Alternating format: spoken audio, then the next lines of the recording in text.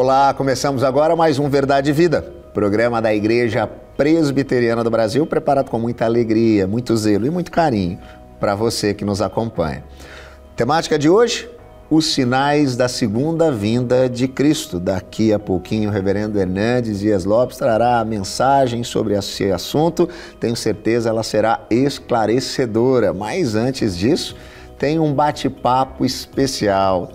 Bate-papo que você já tem se acostumado a ver todas as semanas aqui no Verdade e Vida, sempre tendo aqui o privilégio de receber um amigo, um convidado. Hoje, mais uma vez conosco, reverendo Davi Nogueira, pastor da Igreja Presbiteriana de Curitiba, também conselheiro da APECOM, Agência Presbiteriana de Evangelização e Comunicação. Reverendo Davi, seja bem-vindo mais uma vez ao Verdade e Vida. Muito obrigado, Rodrigo. É sempre uma alegria enorme, privilégio estar com você na sua casa e podermos compartilhar o Evangelho do nosso Senhor Jesus. Alegria. Muito obrigado pelo convite. Hoje um assunto muito interessante que desperta muita curiosidade, né? E às vezes até mesmo algumas dificuldades de compreensão quando a gente fala sobre a expectativa da segunda vinda de Cristo, o real significado disso, mas a compreensão, o entendimento, a crença, a fé de que Jesus entrou na história, morreu pelos nossos pecados, ressuscitou ao terceiro dia, voltou aos céus, mas que voltará novamente, ela é fundamental para nós que somos cristãos, que somos discípulos e discípulas de Jesus. Por que isso acontece? Porque essa crença na segunda vinda de Cristo é tão importante e significativa para nós. Veja, Rodrigo, a gente só tem duas certezas nessa vida. Se amanhã a gente acordar, o Senhor está conosco. Se a gente não acordar, nós estamos com o Senhor. Viver nessa perspectiva é algo maravilhoso. Porque, veja, a segunda vinda de Cristo, ela não é uma agenda, ela é uma certeza. Nós não vivemos olhando para o céu, nós vivemos olhando para a cruz de Cristo, onde nós fomos redimidos pelo precioso sangue do Senhor Jesus, e essa certeza que se traduz no dia a dia como esperança, ela toma conta do nosso coração. O Senhor Jesus vai voltar, todo olho verá e toda língua confessará o nome dele para todo sempre. E quando a gente fala, né, dessa questão dos últimos dias, né, dos sinais dos últimos dias, muitas pessoas pensam de alguns acontecimentos em um espaço curto de tempo que antecede ali então a volta de Cristo, mas segundo as Sagradas Escrituras, né, nós já estamos inclusive vivendo os últimos dias, né, desde Pentecostes, né, isso é anunciado. O que isso significa? Nós estamos vivendo os últimos dias. Primeiramente significa o governo absoluto do Senhor na história. O profeta Joel já anunciava o dia em que o Espírito Santo seria derramado. Essa profecia se cumpriu logo nos primeiros dias após a ressurreição do Senhor Jesus, e então a igreja vive nessa perspectiva da volta de Jesus.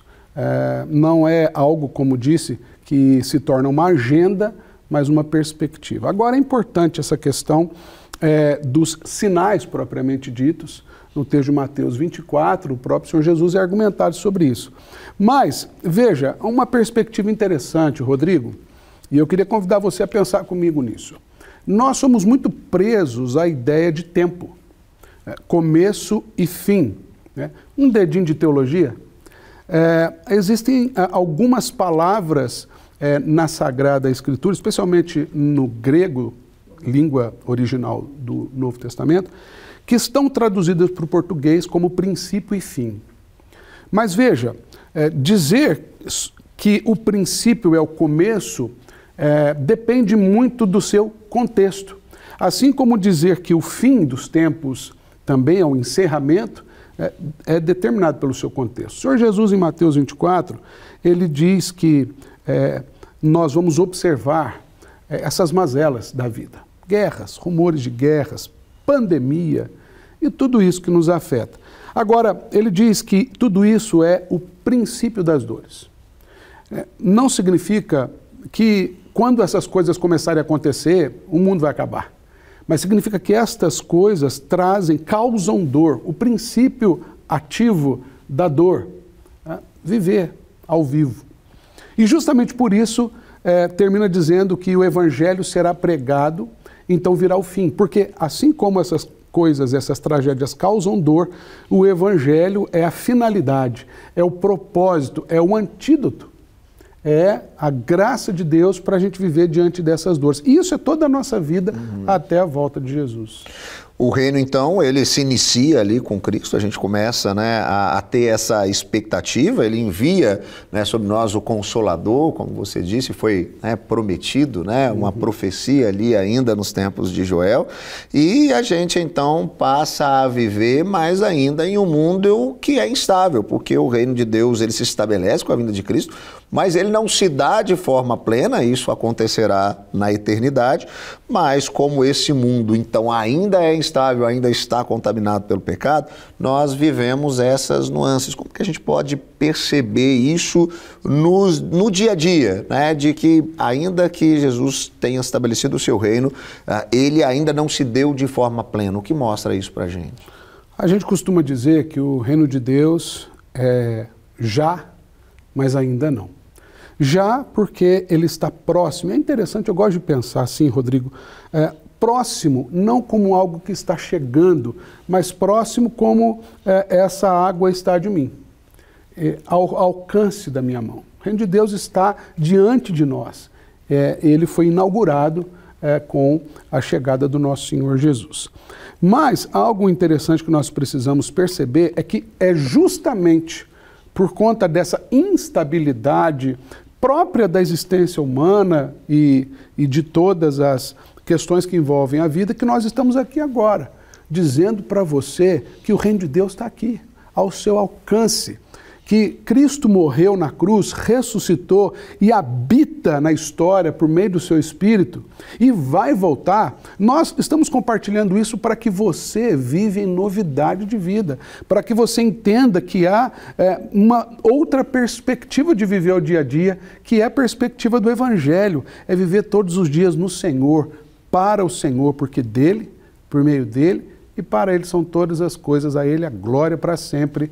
Amém, como escreve Paulo aos Romanos no capítulo 11. Amém. Então, nesse sentido, né, qual que deve ser o papel, as atitudes, né, do discípulo, da discípula de Jesus, que aguardam ansiosamente o retorno do seu Senhor? Você usou uma palavra interessante. Seguir o Senhor Jesus não significa que o Senhor Jesus tem um perfil no Instagram. Então nós vamos lá e clicamos no nome dele, então nos tornamos seguidores de Jesus. Não. Significa nos tornarmos discípulos de Jesus. Vai para muito além de seguidores. Significa viver a nossa vida como se fôssemos exatamente como se Cristo estivesse ali. Porque quando entendemos que Cristo vai voltar, e que a igreja é um instrumento do Senhor para comunicar isso ao mundo e dizer que sem Cristo nós estamos perdidos, conforme Paulo escreve na carta aos Efésios, capítulo 2, um tratado ali teológico maravilhoso que deixa claro que nós estamos mortos nos nossos delitos e pecados e Ele nos deu vida juntamente com Cristo. E Ele diz que pela graça que nós somos salvos, não pelas nossas obras. Mas, ao mesmo tempo, ele conclui dizendo que quando estamos salvos em Cristo, quando nos rendemos ao Senhor, nós vivemos para as boas obras, as quais Deus de antemão preparou para que andássemos nelas. Viver com Cristo significa praticar as obras de Cristo. O próprio Senhor Jesus disse que coisas maiores, não na perspectiva de poder ou de coisa sobrenatural, mas da grandiosidade, da relevância. Então, é viver uma vida relevante, que exala o bom perfume de Cristo. Amém. E muita gente, pastor Davi, né, quando pensa, seja na morte ou na vinda de Jesus, né, no fim da sua própria vida aqui na história como conhece, tem um pouco de medo, né? Pensa, como é que vai vir? Jesus vai aparecer, tem medo de acontecer, isso quando vai acontecer? Mas isso não é razão para a gente temer ou não ter esse tipo de temor, muito pelo contrário, né? Mas é para gerar em nós expectativa, esperança. Como que nós podemos, então, não ter medo, mas sim ansiar por isso? Rodrigo, nos primeiros anos da minha caminhada com o Senhor Jesus, e lá se vão mais de 20, eu ouvi algo de um pastor que marcou a minha vida. Ele dizia que temer a Deus, preste atenção nisso, temer a Deus é levar Deus a sério. E isso é muito importante para um entendimento dessa perspectiva. Porque o apóstolo Paulo dizia que o desejo do seu coração era partir para estar com Cristo, e ele diz que isso é incomparavelmente melhor do que qualquer coisa que a gente possa desfrutar nessa vida. Então, quem vive, me permita, quem vive com medo da volta do Senhor Jesus não entendeu o grande propósito do Senhor, que é a eternidade. Existe toda uma eternidade preparada para nós. Se nós entendemos isso, na verdade, a nossa perspectiva muda radicalmente. Nós aguardamos ansiosamente a volta do nosso Senhor Jesus e nos oferecemos como resposta, como acabamos de dizer, a essas dores do mundo. Então, como disse, não é viver olhando para baixo, é viver olhando para o alto, mas viver olhando para a cruz do nosso Senhor Jesus. Amém. Você, daqui a pouquinho, vai poder ouvir também a mensagem do reverendo Hernandes Dias Lopes falando exatamente sobre esse assunto, trazendo esclarecimentos para algumas dessas dúvidas. A temática de hoje, os sinais da segunda vinda de Cristo. Você pode conhecer um pouquinho mais da Igreja Presbiteriana do Brasil ali nas nossas mídias sociais, sempre buscando pelo @IPBOficial, e você pode conhecer mais também do conteúdo que nós temos produzido, nossos programas, inclusive o Verdade e Vida, não apenas o nosso canal do YouTube, mas agora também uma plataforma muito especial, o IPB Multi. Basta você digitar lá no seu navegador multi.ipb.org.br. Você vai ter contato com tudo aquilo que nós temos produzido, com muito carinho para você, explicando um pouquinho também daquilo que nós, como Igreja Presbiteriana do Brasil, cremos e temos feito para honrar a Deus em todo o tempo. Não sai daí não, daqui a pouquinho a gente continua com o reverendo Hernandes Dias Lopes.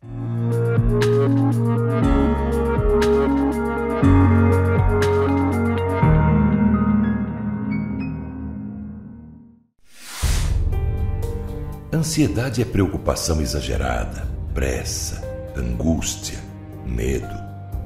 Ansiedade rouba sua alegria, tira sua paz, seu brilho, consome pouco a pouco a sua vida. Vivam sem preocupações na presença de Deus, pois Ele toma conta de vocês.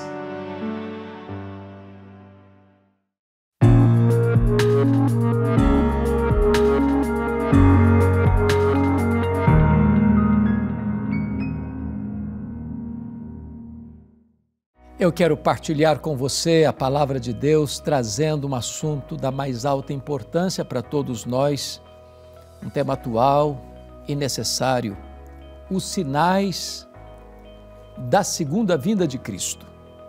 E vou basear esta mensagem em Mateus capítulo 24 e vou pedir que você acompanhe a leitura dos versos 1 a 3.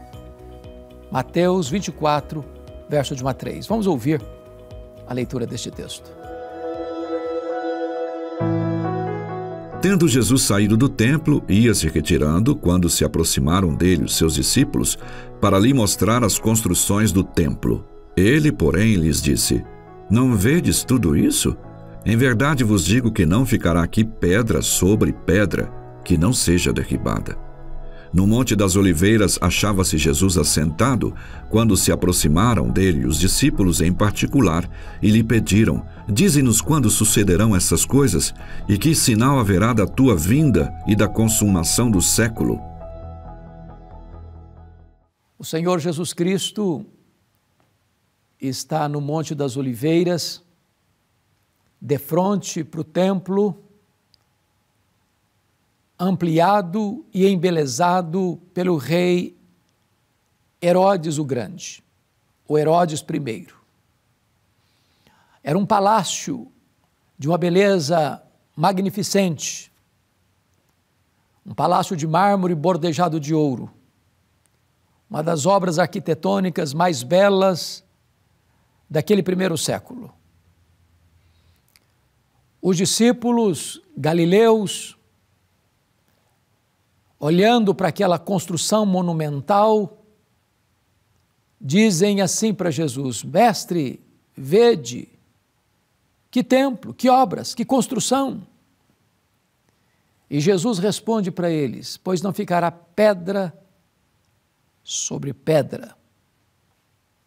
Tudo vai ser jogado por terra, colapsar. Então, quando Jesus está no Monte das Oliveiras, os discípulos vêm e perguntam para ele: Mestre, quando vai ocorrer essas coisas? Ou seja, da destruição do Templo de Jerusalém. Que sinal haverá da tua vinda e da consumação dos séculos? Então Jesus responde aos discípulos naquilo que nós chamamos de o grande sermão profético de Jesus Cristo, registrado em detalhes aqui em Mateus 24 e Lucas 21. O Senhor Jesus Cristo vai usar este fato histórico ocorrido décadas depois, a destruição de Jerusalém, a destruição do Templo de Jerusalém no ano 70, quando Israel, o povo de Israel foi disperso pelo mundo, na mais longa diáspora, do ano 70 a 14 de maio de 1948, mais de 1.800 anos, quando Israel retorna milagrosamente, cumprindo as profecias bíblicas, para o seu território. Mas agora o Senhor Jesus Cristo vai trazer para nós aquele que nós chamamos de os sinais, pois esta foi a pergunta dos discípulos: que sinais ou que sinal haverá da tua vinda e da consumação dos séculos? E Jesus passa a elencar para nós quais são esses sinais, quais são essas profecias. Chama a sua atenção para o fato de que, na sua primeira vinda, centenas de profecias sobre a primeira vinda se cumpriram rigorosamente. Nenhum tio pode cair. A palavra de Deus não pode falhar. As profecias não são previsões incertas, vagas. Não. Deus escreve a história antes dela acontecer. Se os sinais da primeira vinda se cumpriram, os sinais da segunda vinda estão se cumprindo. E hão de se cumprir, literal e rigorosamente. Quais são esses sinais? Veja você, em primeiro lugar, quando Jesus alerta no verso 4, Mateus 24, 4, vede que ninguém vos engane, porque virão muitos em meu nome dizendo eu sou o Cristo e enganarão a muitos. E aqui está o primeiro sinal, o engano religioso, a proliferação das seitas, das falsas religiões, das falsas crenças, dos falsos cristos, dos falsos profetas, dos falsos apóstolos, dos falsos mestres, pregando falsas doutrinas, criando falsas igrejas, produzindo falsos crentes. Este é o primeiro sinal. Uma galopante apostasia e abandono da verdade. Depois, no verso de número 6, está escrito: e certamente ouvireis falar de guerras e rumores de guerras. E ele vai dizer que se levantará nação contra nação, reino contra reino. Então este é um segundo sinal, a explosão dos conflitos internacionais ou domésticos. Arnold Toynbee chegou a afirmar que a história da humanidade é a história das guerras. Nós selamos um acordo de paz, investindo em armamentos de destruição. O arsenal nuclear que nós temos hoje dá para destruir o planeta mais de uma dezena de vezes. O orçamento mais robusto das nações é com as guerras. é com armamentos de guerras. A paz que nós temos entre as nações é uma paz postiça, a paz do medo. Nós só no século passado, no século XX, enfrentamos 2 sangrentas guerras mundiais. A primeira, 1914 a 1918, mais de 30 milhões de pessoas foram mortas. Depois vem a Segunda Guerra, 1939 a 1945, mais de 60 milhões de pessoas mortas. Mas depois vem as mortes crudelíssimas, sob as mãos dos regimes totalitários, comunistas, fascistas, que trouxeram derramamento de sangue entre as nações, regimes totalitários, ateístas, que tiraram a liberdade do povo e massacraram as nações. Tivemos guerras étnicas, como em Ruanda, mais de 1 milhão de pessoas mortas. Guerras religiosas, que ainda espalham terror mundo afora. E isto é um sinal eloquente da segunda vinda do Senhor Jesus. Mas o texto prossegue, no verso 7, quando Jesus disse que haverá fomes e terremotos em vários lugares, e eu pego carona do texto paralelo de Lucas 21, quando ele fala também de epidemias. Então você vai perceber, primeiramente, que um dos sinais da segunda vinda é o problema da fome. O problema da fome não é porque falta provisão, falta justa distribuição. Enquanto uns morrem de comer, outros morrem de fome. Se nós usássemos todos os recursos que tem e se gasta com armas de destruição para distribuir pão, não haveria fome no mundo. Mas também há aqui a descrição de que haverá epidemias. O mundo sempre foi assolado por epidemias, como a peste negra, que ceifou 1/3 da Europa. Você vê a febre espanhola no começo do século XX, que foi devastadora.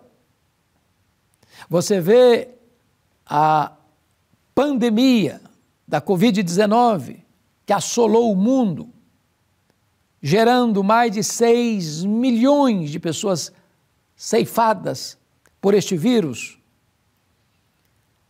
E as epidemias estão por aí, desafiando a ciência, abalando o poder político e econômico das nações.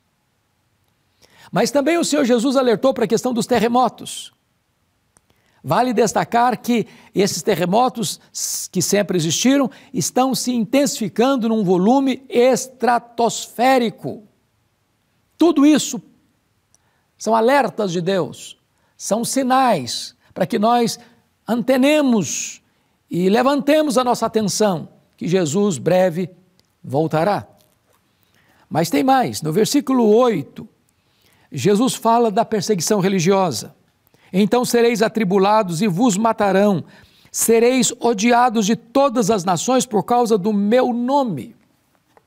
Vejam vocês que os cristãos, eles são odiados e eles são mortos, não porque cometem crimes.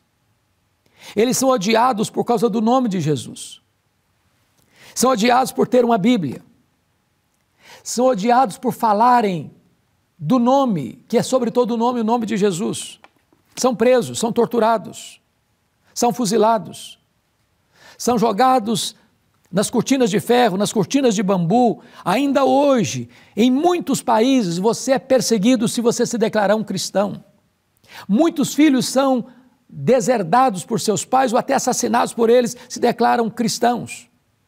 Está cumprindo este sinal da segunda vinda de Cristo. Mas ainda, está escrito no versículo 12, e por se multiplicar a iniquidade, o amor se esfriará de quase todos. Ou seja, o mundo hoje é um mundo cuja iniquidade está se multiplicando. A sociedade está pelas avessas. Não se trata apenas de uma tolerância ao erro, é uma promoção do erro, é uma inversão de valores. O que era errado virou certo, aquilo que é certo virou errado. Chamam luz de trevas e trevas de luz, doce de amargo e amargo de doce. A família está sendo desconstruída. A ideologia de gênero tem sido devastadora para atormentar as famílias e trazer distúrbios para a mente das crianças. A liberação das drogas, devastando a saúde emocional da nossa juventude. O crime sendo incentivado, as injustiças sendo praticadas. Todas estas coisas são como que uma explosão de iniquidade, onde a vida não é valorizada na prática criminosa do aborto, onde as drogas são liberadas para destruir famílias, onde a ideologia de gênero destrói a questão da essência da formação humana, porque Deus fez homem e mulher, segundo a sua imagem e a sua semelhança. Todas essas formas de iniquidade são para nós um alerta. Jesus breve voltará. Mas eu quero concluir com o sinal que está aqui no verso 14. E será pregado este evangelho do reino por todo o mundo, para testemunhar todas as nações. Então virá o fim. Apesar das proibições, apesar das limitações, apesar das perseguições crudelíssimas que os cristãos têm sofrido por pregar o evangelho, o texto está dizendo que este evangelho do reino será pregado em todas as nações. Então virá o fim. E eu louvo muito a Deus, porque nós estamos vivendo numa época muito empolgante da história, apesar de todas as lutas que descrevi, que é a chegada da internet, onde você pode falar para as nações, onde você pode pregar, e esse sermão que eu estou pregando para você vai subir para uma plataforma de YouTube, e pessoas vão poder assistir essa mensagem no mundo todo.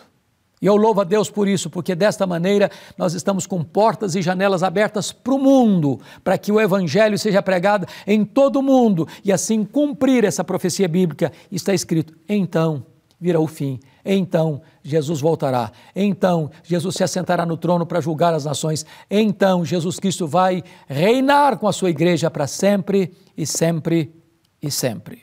Nós não sabemos o dia nem a hora, mas recebemos um alerta: vigiai, vigiai, porque a vinda de Jesus será breve, será pessoal, repentina, inesperada, vitoriosa e gloriosa. Você está preparado para se encontrar com Deus? Você está preparado para a segunda vinda de Cristo? Hoje é o momento, agora é o tempo de você se preparar, entregando a sua vida a Jesus. Eu vou orar por você.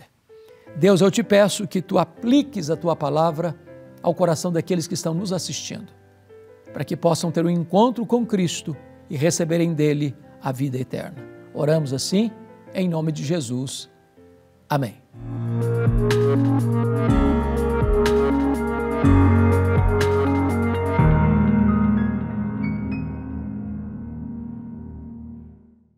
Chegamos ao final de mais um Verdade e Vida, programa da Igreja Presbiteriana do Brasil. Temática de hoje: os sinais da segunda vinda de Cristo. Se esse programa foi esclarecedor para você e você quer compartilhar com seus amigos e parentes, é muito fácil de fazê-lo. Basta você entrar em contato conosco pelo nosso WhatsApp, o código de área é o 11 947 18 94 50, e você envia para a gente a palavra vida e a gente vai mandar para você o programa de hoje no seu telefone para você compartilhar com quem você quiser. Você encontra também todos os nossos programas lá no YouTube da Igreja Presbiteriana do Brasil, youtube.com/IPBOficial, e também no YouTube do programa Verdade e Vida, youtube.com/programa Verdade e Vida. E aí você vai poder assistir e assistir de novo todos os nossos programas, a cada semana, sempre trazendo as verdades do Evangelho até você. Verdade e Vida vai ficando por aqui, mas semana que vem tem mais, no mesmo horário e no mesmo canal.